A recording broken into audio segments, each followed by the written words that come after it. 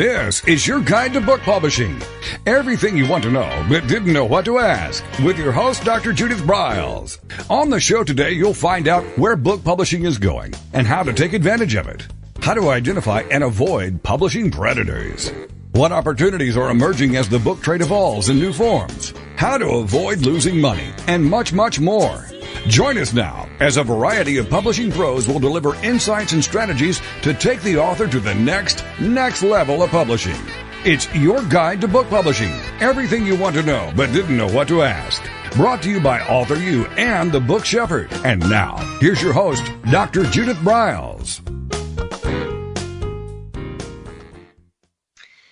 Well, here we are as the year when we come to this, the first airing of this show is getting close to coming to the end. And I thought this would be an ideal time in kind of a recap to take a peek at how you're doing on your website.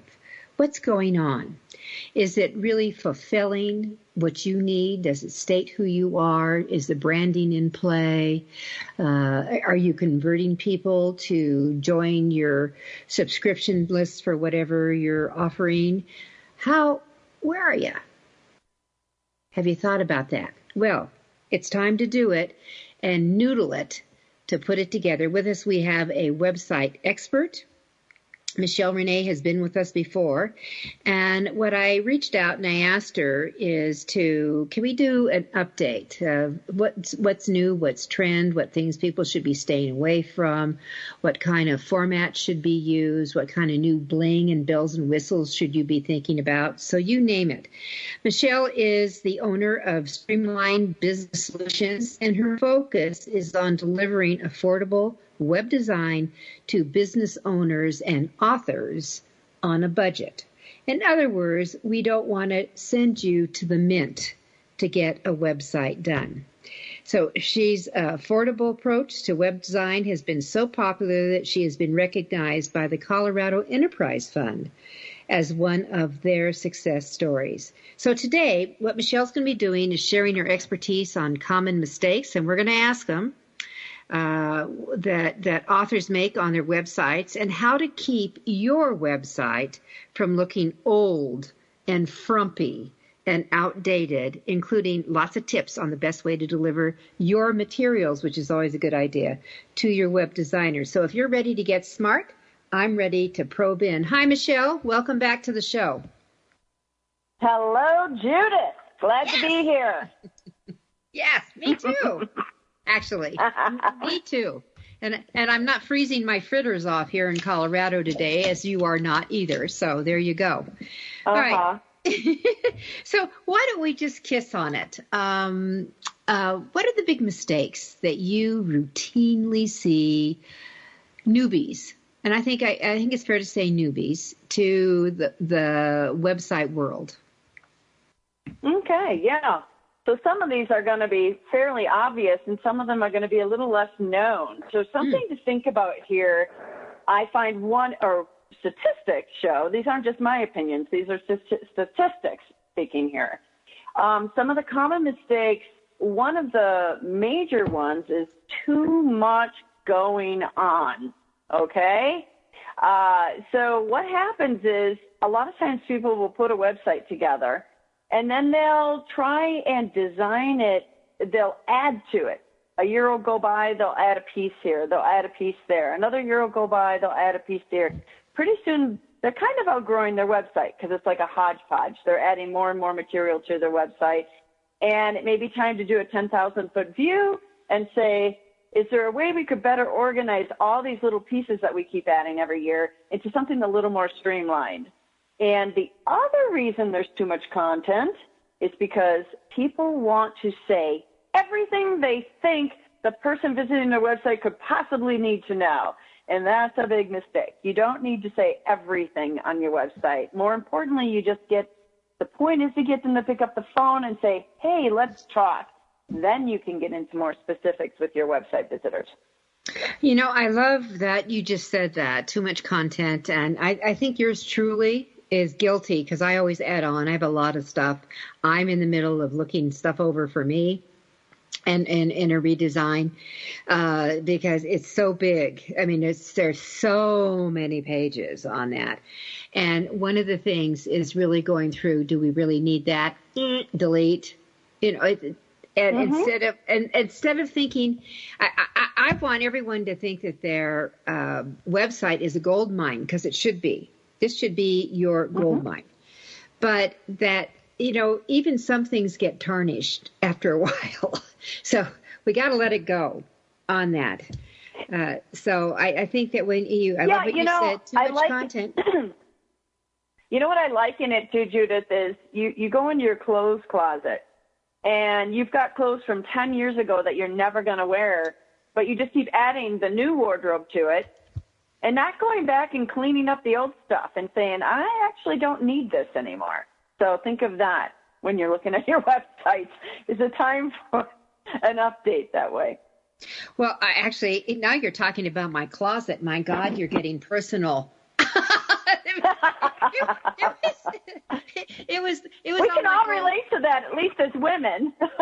Well, it was truly on my goal to do just eradicate it this summer, and then I had an accident, and I couldn't stand up for 2 months, so that took care of that little project, and getting it done. But it's still on my goal, and so who knows? Who knows? Maybe before the end of the year, that radiation treatment will come through. That's what I'm hoping for. But I love the fact that you said less is more. Yeah. It's my words. Less is more. That you've got too much stuff. And if maybe it's time to do a website declutter. So I love that word. So and I'll name a couple more mistakes here that are quite common. And so another one is too confusing. Okay, so that generally stems from the person that's putting their website together not getting clear on the intention of this website. And so if you don't have a clear roadmap for your website, it can be confusing to the visitors because then they're not clear on what is it you're trying to achieve with this website. So that's important, too, to have a good roadmap when you get started. So let me ask you, as authors, Michelle, when you're talking to authors all the time, what do they commonly say when you ask that question? What do you want to achieve with your website? It's a golden nugget question. Ultimately, it comes down to I want to sell more. That's the ultimate thing. And one of the things I do have to caution my clients on is that a website's not a magic bullet. Even if you did everything right, you still got to get people to your website to look at it. So just important to keep in mind that it's an integral part of your marketing, but it's not the only part. So they want to sell more books. Then we have to have a conversation about what they're doing offline in addition to what they're doing online. Well, it's not only for me. If someone has asked me, since I can ask myself, what is your goal? What do you want to achieve with your website? For me, I would say that I want to reaffirm my expertise and my credibility. My website for the Book Shepherd is not about selling books, but it is selling my expertise, which then people consult with me. Or they participate in the various events and experiences that I put together. That would be mine. But I think that question is absolutely the golden nugget essential for all of you listening in. You really do need to know what is that you want to achieve. And have you put together the elements that people can get to that goal, or have you created such a maze that they don't need confusion? And I think that's what Michelle's talking about, is how to get unconfused. Would that be right? It is, and I'll touch on that in a moment about some things, a good guideline to think about as you're putting together your content, some things to consider. Do you want me to just list a couple more things about some common mistakes real quick? Absolutely. You've got the clothesline out. Let's put the pins up. You're wonderful. I'm on a roll today. Here's a pet peeve of mine. Poor images, okay? Poor images. I think a lot of people have heard the expression garbage in, garbage out. And I don't like it necessarily, but it's definitely true. So if you're providing your web developer with low resolution images, which look kind of blurry, or maybe they're small, they're like 2 by 3 inch image, it's just going to look amateur. And if you're putting time and money and effort into a website, then why not include beautiful photos that look like they represent your book, your author, the direction you want to take your website. So photos are really, really key. Let's see here. I think they're essential. I'd like to add on to that. I think that the day of having the old websites, I'm talking about really ancient old, where it was just a bunch of text after text after text with headers, and you were really, really aggressive and contemporary if you had subheads in the middle of your text. You're going way back. I'm talking long in the tooth websites. That I think it's really essential to have photos, color, images, and that's why it's so important that for having Michelle with us, who has a graphic design background, that she brings that artistic, that's the word I want, the artistic side together, so that you can see what's going on. And that's just really so important for your website's success and for actually your conversion rate for all of you. We're coming up to our first break, but I think what Michelle has already gone through, and we have more goodies for you on your websites, are some of the things to really tune into and pay attention to. And when we come back from the break, Michelle, I don't want to leave photos yet, because there's a lot of times we have these old photos. What do we do with them if we need to use them? Mm-hmm. We're going to be right back. It's Author U, your guide to book publishing. I'm Judith Briles.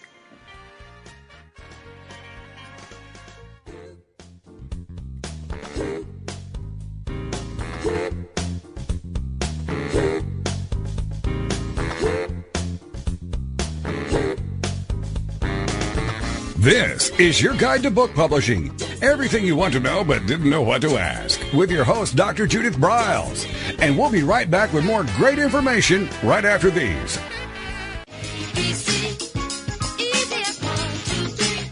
Is there a book in you or another? Author U shows you how to create, develop, and publish your book without being hoodwinked.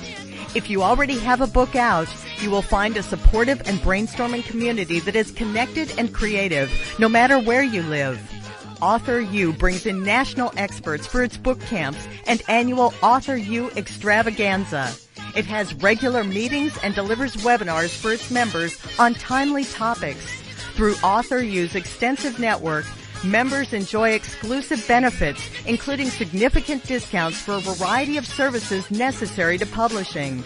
Author U is the premier authoring resource in the country, creating community, education, guidance, vision, and success for the serious author. If you want to create a book that has pizzazz, punch, and panache, Author U is for you. Timely author and publishing tips and articles are posted on its social media platforms, and it is free. Discover Author U, where authors go to become seriously successful. Join Author U today at authoru.org.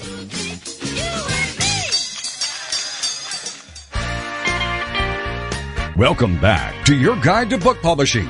Everything you want to know but didn't know what to ask. If you want to write and publish a book, if you want to be successful as an author, your guide to book publishing, everything you want to know but didn't know what to ask, is for you. Stay tuned and you'll hear about statistics, scenarios, and strategies on what to do now to get you published. So let's get back to the show. And here again is your host, Dr. Judith Briles. With me is Michelle Renee, and she is the founder and CEO of Streamline Business Solutions. Website is streamlineyourbiz.net. And just to note that a lot of the things that we're talking about that Michelle actually wrote up a lot of notes beforehand. And if you would like her notes, you can actually contact her and she'll send them. Put in your subject line notes from podcast, and you get it by sending to info@streamlineyourbiz.net. All right, Michelle, before we went to the break, we were talking about images, breaking up copy, adding more eye candy. It gives it a little bling. What happens, and you were also kissing on mediocrity. A lot of these images are really not good. What can an author do to make sure they have the best possible to you in a design situation? Okay, that's a great question. So sometimes it's appropriate to do old dated images. You remember we did a website for J.C. Childers, and we put some old images amongst her text in her bio page. And it was wonderful. It really complemented the story she was telling about her past. Now she got to where she is today. So there is an appropriate time for dated images. When I think of images that are going to be the main focus of your website, I'm thinking more like the banner images, the big images at the top that convey emotion. Maybe they're color, maybe they're people in them, I don't know. But so I do always include stock images when I work with a client, and we try to keep them from looking too cliche. You don't want them to be too cliche, but I personally don't have any issue with stock images. They're generally great focus, great lighting, great color. But I will speak to your question about what they can do to be prepared to have a good image. Always hire a professional photographer. If you have not had a professional headshot done, and I'm thinking most authors have by now because they're authoring their books, but do it. Invest in a good photographer. I tried to not do that once. I cut corners, and I learned the hard way. I did. And I did it differently the next time, and I ended up with gorgeous photos, exactly with what I did more planning up front, and I did more staging. I actually found places ahead of time, and I told this photographer where I wanted my pictures. So I have tips on that too. So, do the investment in the pictures. Do it. I will add to that because we're not talking about breaking the bank. You shouldn't be talking about breaking the bank. There are plenty of photographers out here who get author photos. And we did a show. It's been over a year since we've had Ashley Bratton on. So I wrote her down, call Ashley, let's do a new show for the new year type of thing. And that what I love about really a photographer who gets it is that you're not going to be in the studio, by the way. You're going to be out and about. Sometimes they come to your place. Sometimes you may tell them, I have a favorite park that I love, love, love, love. That's where you go. When I have done photo shoots, I actually get out several different outfits. Ashley would come into my house and she said, nah, okay, this one, and we're going with these earrings, and these earrings. Let's go. Get them and let's go. Nice. And I love that kind of thing. That almost serendipity and what's going to come together, and then let their lens become these amazing eyes. And I think you just have to trust the process. And if the last thing you want is like your college graduation or high school graduation picture, that you showed up. In my time, we showed up with a sweater and pearls, if I recall correctly. But that's not what we want. And actually, I don't want to see guys in suits unless this is absolutely their territory, the only thing they speak through. Let's get your personality, some of your personality into it. And I think that way, Michelle and other web designers can use those photos in other arenas, which is always important. Yes. So very good. My 2 bits. And then I'm going to touch on one more thing about mistakes. Just one more thing. And that is you need to get clear on your brand messaging. So a great way to do that is to tell a story about, and your authors do that. They do a beautiful job. I love doing author websites because they are great storytellers. And one of the companies that came to mind for me. I don't know if you remember Dollar Shave Club came out a couple years ago. Do you remember them? Dollar what? Shave Club. Oh, yes, I know. Author Dave Glove. Okay, I'm with you. No, not Dollar Shave Club. I do remember Dollar Shave Club, but I actually know a Dave Glove. That's funny. That's funny. Okay, well, anyway, the point I'm making about this is they told such a great story around razor blades. Their storytelling efforts attracted so many customers so fast that they were able to negotiate a $1 billion acquisition by Unilever. Wow. So stories sell. Get your stories figured out. Who are you? Share your essence on your website with your people. And for the people you want to attract. Remember that whatever you're doing, your website, which I look at as your global business card, should really be that. And you were talking about your branding. So do you have a slogan? Do you have a tagline?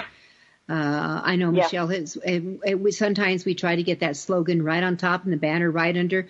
What do you deliver? What's your promise? What's your premise? Type of thing. And then maybe you carry that right throughout, or maybe you change it. Yeah. Who knows? Yes, exactly. Right. So I have a question. How do you keep, we've talked about the website becoming dated. How do we keep a website from becoming stagnant and dated? Yeah, that's great. Okay. So one of the first signs that your website is dated or stagnant is your blog. So I do tend to leave dates off blogs when I set up blogs for my clients, and and when I'm getting them started on their blogs. It's a personal choice. They can leave dates on there if they're going to be regular bloggers, but if they're infrequent bloggers, I tell them don't put a date on there, because it instantly, if something's 3 months old in your blog, it leaves a very bad impression. Mm-hmm. So that's one way. Mm-hmm. Another way would be, do you have outdated social media icons on your website? Do we all know that Google Plus is no longer in existence? Do you have a Google Plus icon on your website? Do you have something that says, visit our Google Plus page now for more? So those things too. You want to make sure your social media icons, not only that the social media is still in existence, but also double check that the icons haven't changed, because logos get updated.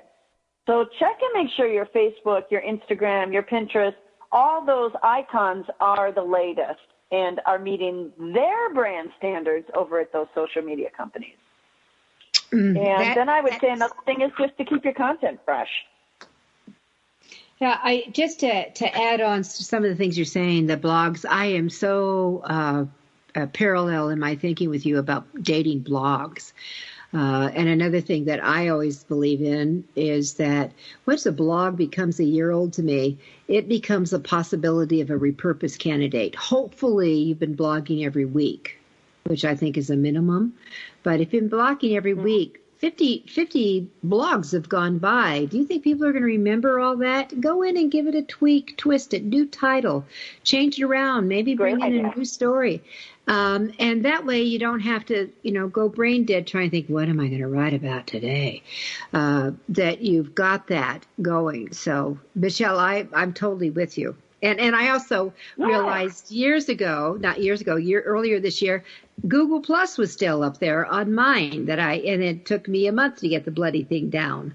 But to get those off on that, I think that when I look at websites, I want to see on a home page, if you are on social media.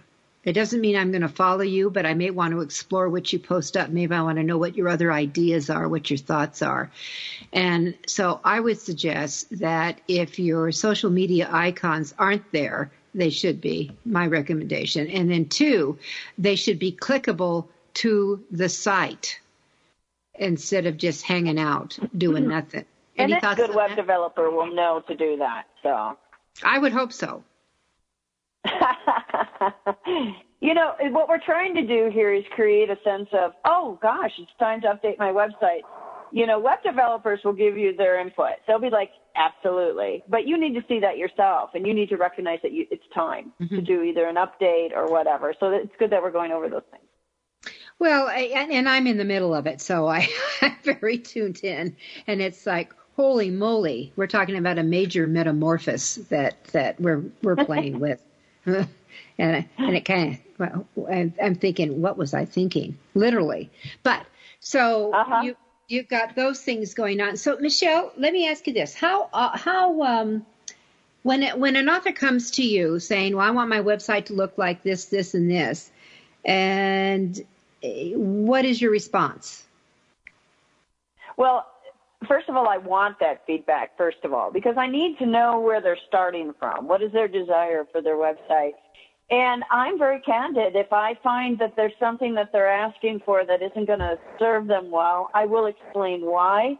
Most often, though, the clients don't get into, the authors don't get into that much specificity.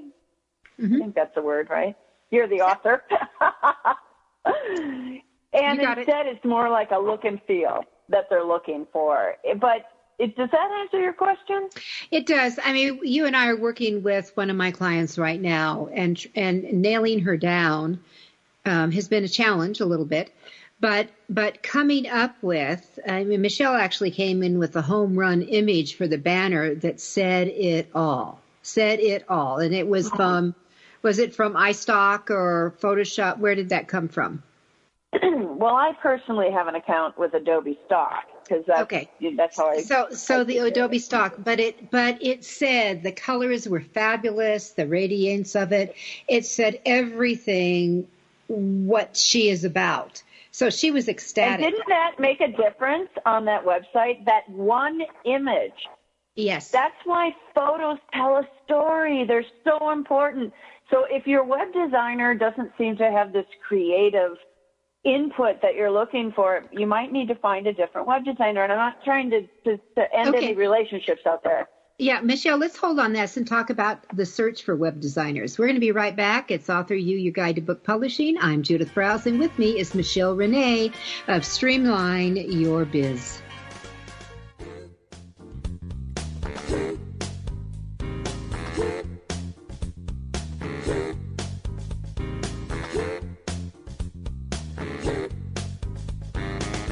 This is your guide to book publishing. Everything you want to know but didn't know what to ask. With your host, Dr. Judith Briles. And we'll be right back with more great information right after these.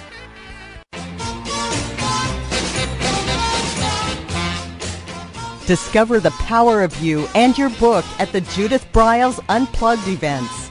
Each summer, Judith Briles Book Marketing Unplugged unfolds over 3 intensive days working with just Judith.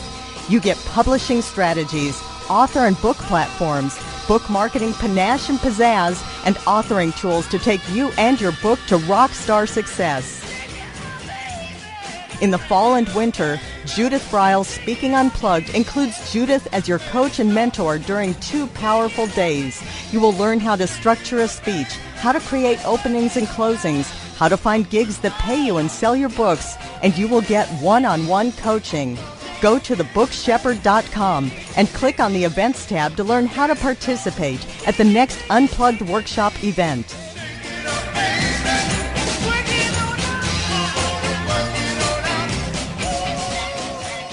Congratulations on getting your book published.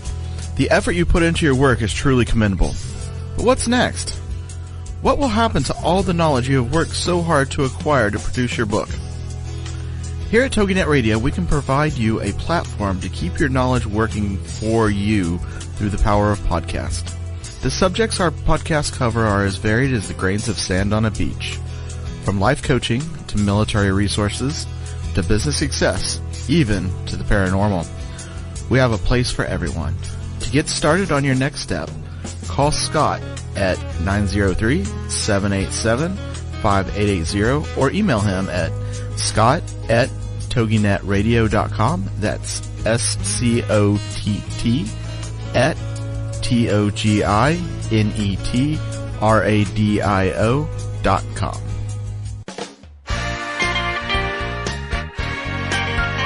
Welcome back to your guide to book publishing. Everything you want to know but didn't know what to ask. Coming up, you'll hear more about statistics, scenarios, and strategies on what to do now to get you published. So let's get back to the show. And here again is your host, Dr. Judith Briles.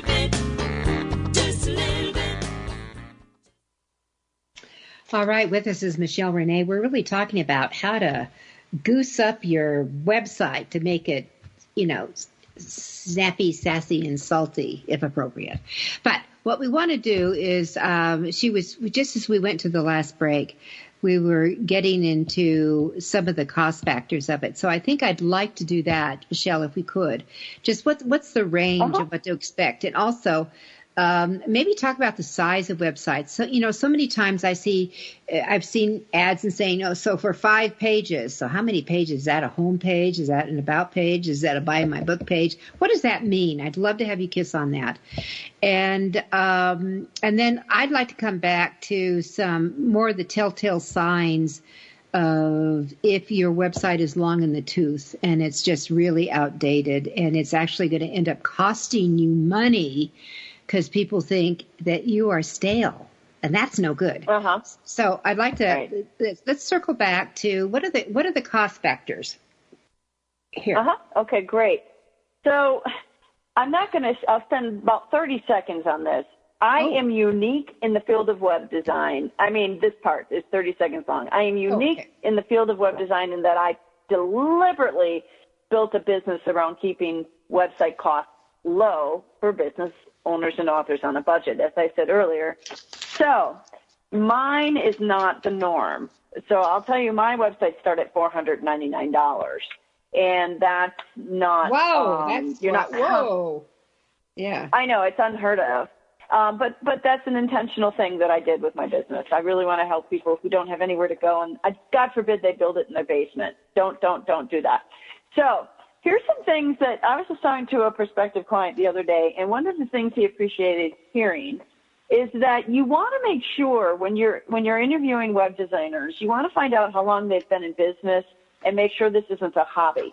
There's a lot of people who love the idea of working from anywhere and building websites and making a business out of it.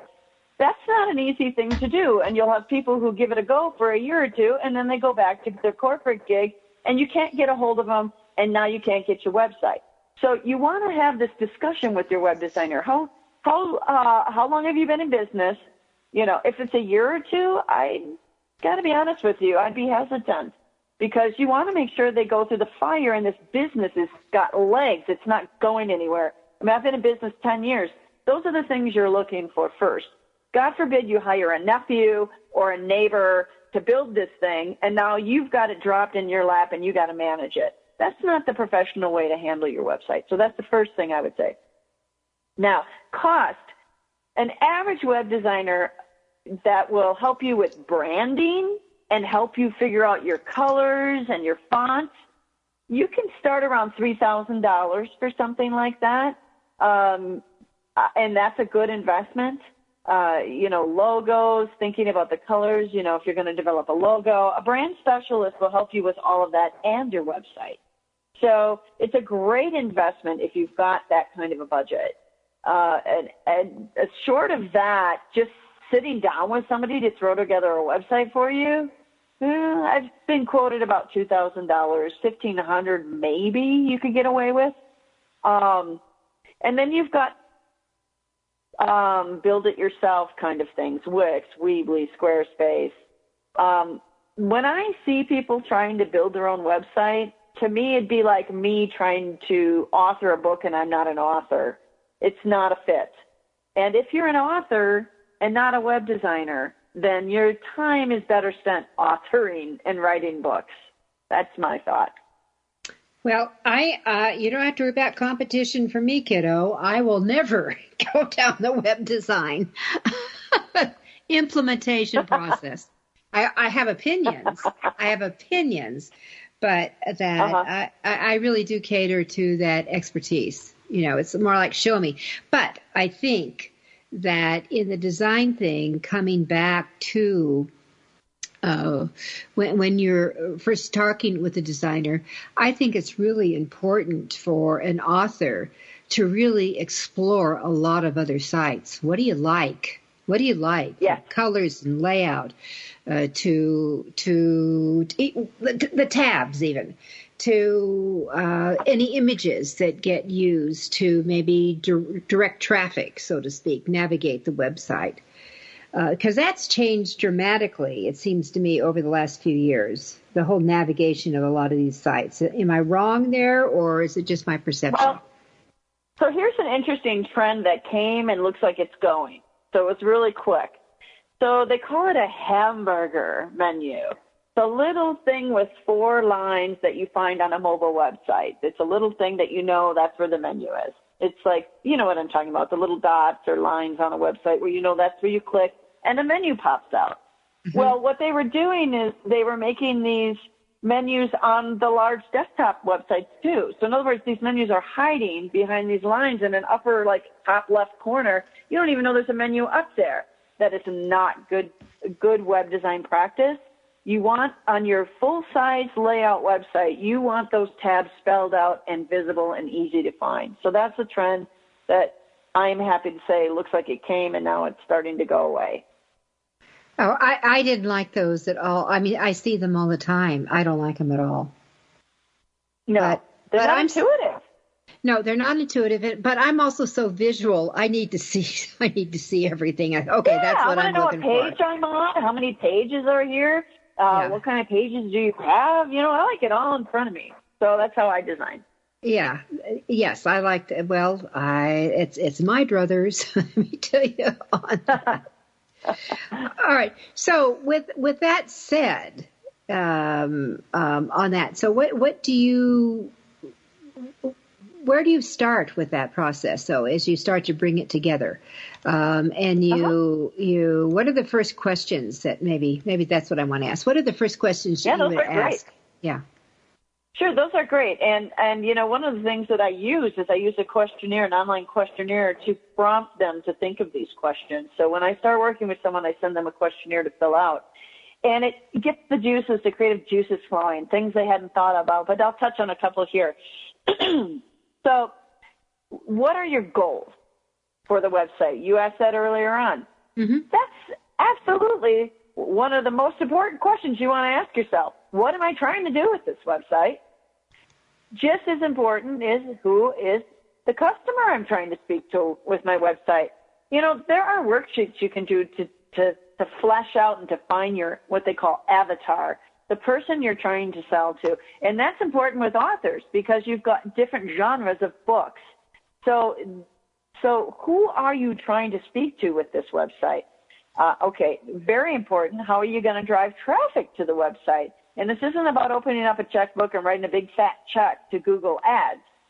You have to strategize around this, and your web developer may be able to brainstorm with you. I can't speak for all web developers. I like to do that. So who's going to update the website? I do the updates myself for my clients, so they don't have to touch the website. But not everybody offers that service. Some people hand over your website and say, here, you handle it. And then you also want to know, what is your maintenance for this website? My maintenance costs are pretty low, but some web development firms have very high monthly costs, and you need to know that up front as you're figuring out, how am I going to put together this content? Do I need to do regular updates? And once you figure out your goals and who your target customer is, you want to make sure you're carrying that tone throughout your website. So that'll be the foundation from where you build. And a good web designer will help you. Once they hear those things, they'll help you bring that into your website with the design. But it does help if they will go out and explore things to see what they love and also what they don't like. Wouldn't you agree? Well, that's one of the assignments I give every one of my clients. Some, I make it optional. If they don't want to do that, I have yet to meet a client who doesn't. They're like, oh, I'd love to do that. And so that is one of the assignments I give them. I go, because it's a visual conversation. I need to see what you like. And so you're absolutely 100% correct. Show me what you like. Go out there and have some fun. See what trips you trigger when you land on a website. What does it for you? And tell your web developer that so you include it on your own website. Oh yeah, it's just choice, when you do that, and it makes life so much easier. I'm telling you, and it is fun. It is fun to kind of explore all those. So I would, I will give. Yeah, go ahead. I would make sure that you look at comparable authors in your genre to see what they're doing. And also, here's the other little thing you look at. Make sure you know what social media they're using. If that's available on their website, that you can check that out. And if you see enough of the same social media icons, that's a strong hint that you need to be there too. Just saying, everybody. That's great. And I oftentimes caution people, beware, you're about to see a lot of ugly websites. Oh, yeah. More often than not, they're horrible. And you learn what you don't want more than you learn what you do want. Well, I think it's good to know what you don't want. Yeah. I would be totally there. Okay. And so that's great. Then they look at that and they say, oh, no wonder my clients are turned off. I don't like this either. So it's an important thing to go look at other websites. Yeah, and don't be afraid of color, by the way, because people like color. Remember that 70% of your audience is visual. So they're going to be looking for those kind of enhancements. All right, so I'm going to circle back now. So let's talk about, you had a lot you wanted to say about what happens dealing with outdated. What makes a website look outdated? Yeah, thank you. Yeah, these are some of these are so so past due that if you haven't done them yet, then you need to ask yourself a question, why not? And I'll give you this one as an example. Is your website mobile friendly? By now it should be. It's been I'd say 4 strong years of where there's more mobile being used than desktop. So it's crazy. And here's another important factor. In 2019, last year, Google enabled mobile first indexing, they call it. In other words, they're giving preferential treatment to websites that are mobile friendly in their search results. So Michelle, hold the thought on that. We're going to take our final break here. That's an important tip, everybody.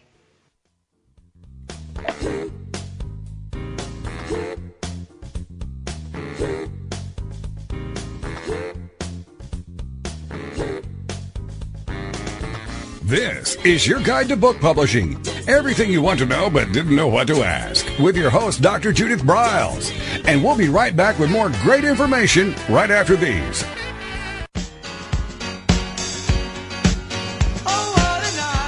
Are you confused about publishing options? Do you know which printing option is best for your book? Does your stomach flip when you think about selling books? Or do you feel overwhelmed with what to do about book marketing and publicity? Get the answers and much more. Get them and from someone who knows publishing inside and out from both the traditional and independent sides how to make a successful book. You can't do it alone without paying the price. You can spend your money creating a book that turns out to be so-so, or you can create a book that looks and feels classy, builds your brand and platform, and is a success, a bestseller. It is your choice. You choose. If you want author and publishing success, you want Judith Briles as your book coach. Sign up for her weekly blogs and e-zine at thebookshepherd.com.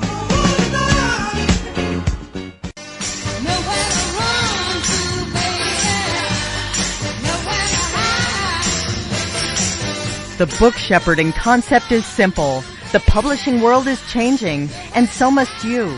You need an experienced shepherd and guide to collaborate with you as you create, strategize, develop, publish, and achieve your publishing goals. Publishing is riddled with obstacles, sometimes nightmares for the author. You do not need more problems. You want solutions. Dr. Judith Briles will shepherd you through the maze and chaos. At times, she has had to step in and rescue a book that has been sabotaged by a publisher, by a publishing service provider, and sometimes even by the author. If you want author and book success, connect with her today at thebookshepherd.com.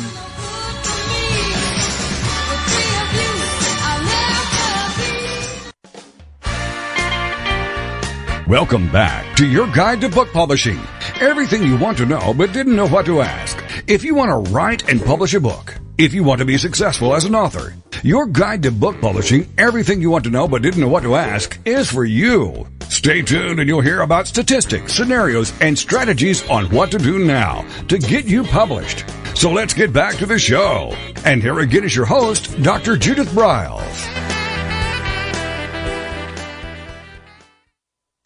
With me is Michelle Renee of Streamline Business Solutions, and she made an offer that we had shared at the first segment of the show today, that if anyone wants all her notes, all you have to do is email her info@streamlineyourbiz.net and put in the subject line podcast notes, and she'll know what you're talking about, and she will send them along to you. So there you go. So she left us with the cliffhanger as we went to our last break, and it was that I call it the Google, Michelle, not just Google, the Google gives preference to websites that are mobile friendly.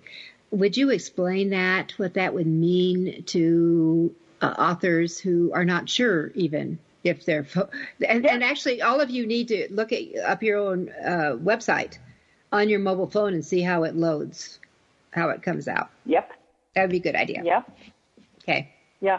So user experience on your phone is critical. So yeah, it's very important that they look at how people are seeing their website on a phone. Is it intuitive? Does it navigate the way they expect it to? But in answer to your question about preferential treatment, so Google's all about user experience, and that is as it should be, because that's how they stay the number one search engine, because people love using their search engine. It delivers what they expect. So if someone's searching Google on a phone and they put in bakeries and Google's going to deliver results, what they're going to say, what they're thinking in the background is, well, this guy's on a phone. I'm not going to serve up the full-size website. I'm going to serve up a mobile website because it's about user experience. So Google will give bakeries, a list of bakeries in the area, but they will give preferential treatment to websites that are mobilized because someone's searching on their phone. And Google wants them to enjoy their experience when they get their search results. So all these websites will display really nice on their phone.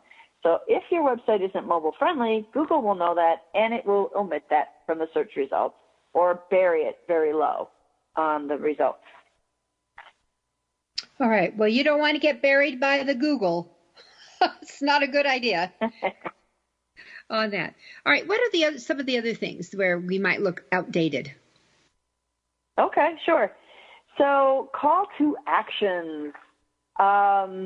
We abbreviate those CTAs, and I know you're very familiar with them. Either they're missing or there's not enough. So very important. I'm going to give you some great examples of call to actions you could put on your website. Apply now, contact us today, more information, get started, yes, sign me up. You can see that that's a call to action. I want you to take an action. Very important that those are visible and prominent on your website. Let's see here. Here's a very, very, very important one. Now Google is requiring websites to have what they call an SSL certificate.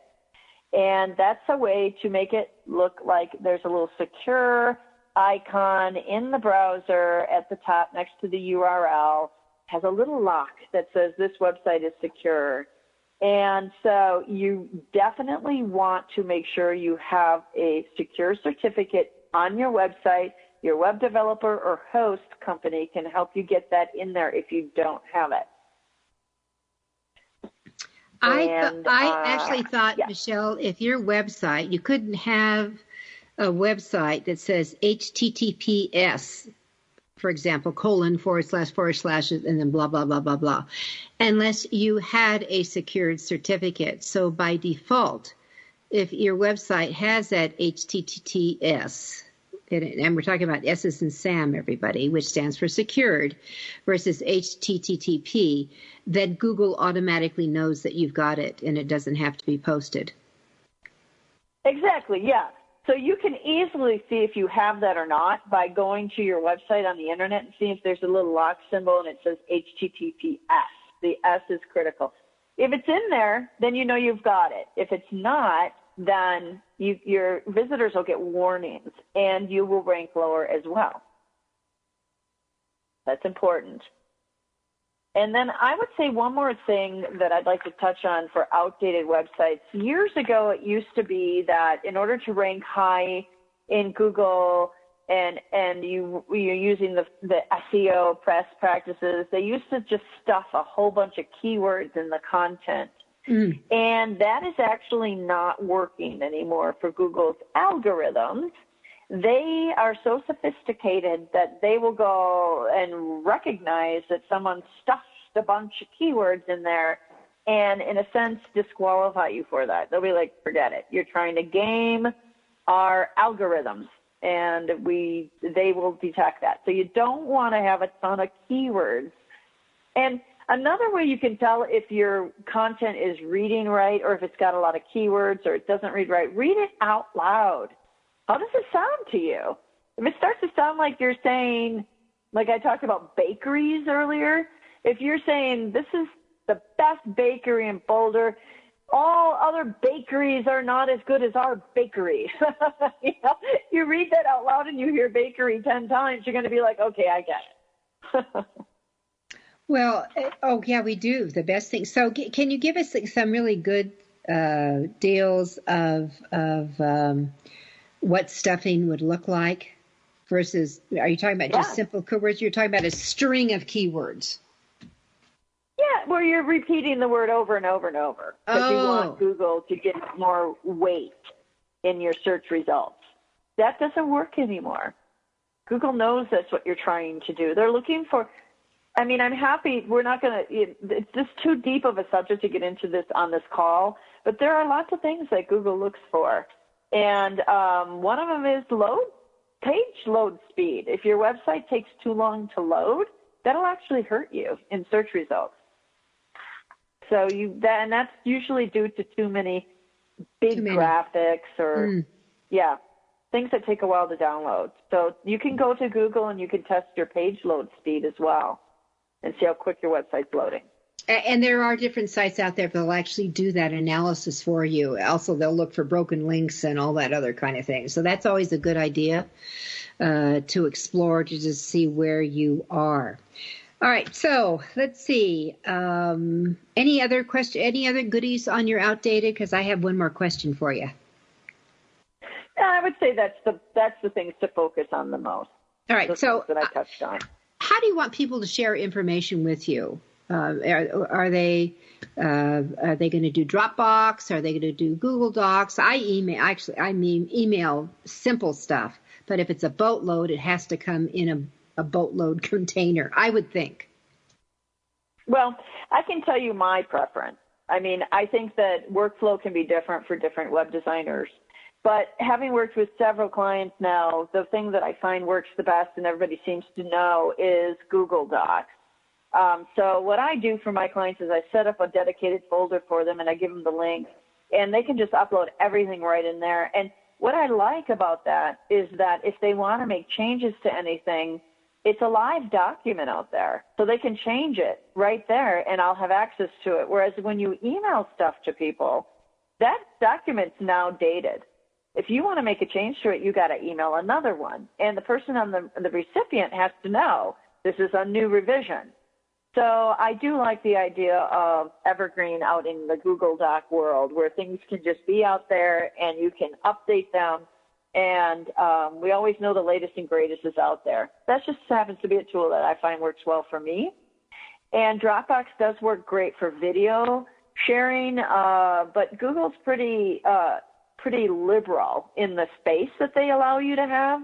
So I've had hundreds of images in folders from clients out there, and it doesn't even barely scratch the surface as far as taking up space. So that's how I like to do it. Well, I think it's important. And so if they don't know how to use Google Docs, you give them a little training on how to use them, I am assuming. Yes. And anyone who's ever saved a file to a folder on their desktop can do that in Google. All right, that makes a difference. All right, although I still think you need to save on your desktop too, whatever you're scooting around on these things. All right, so we've gone through a variety of areas from cost factors to how to deal if you've got an old website, ideas for morphing it and stretching it and moving on.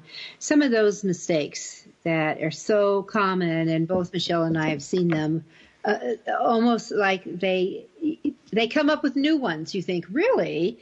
And how to prepare all that website for you, which is really important. So, Michelle, we have like 2 minutes before we're out of here. Any last minute tips for websites?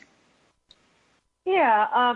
And so what I would do, the most important thing to me is your relationship with your web designer, because this is a very important piece of your marketing. And so you want to really feel comfortable with the person you're working with. Are they hearing you? Are they taking into consideration that web design isn't second nature to you?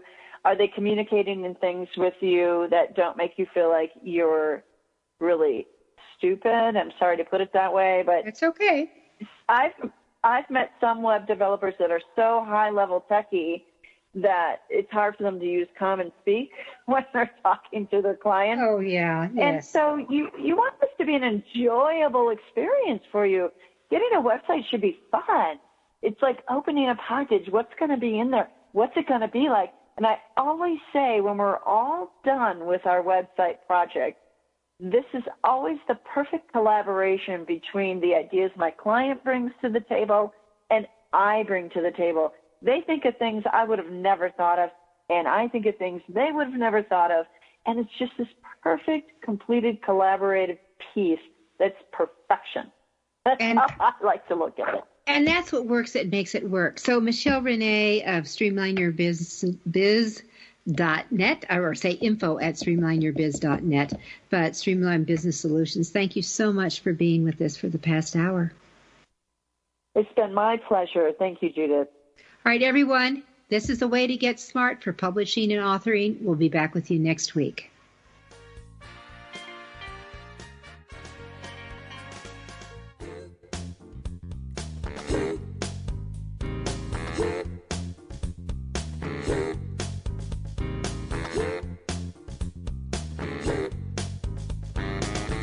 Thank you for being a part of Your Guide to Book Publishing. Everything you want to know but didn't know what to ask. With your host, Dr. Judith Briles.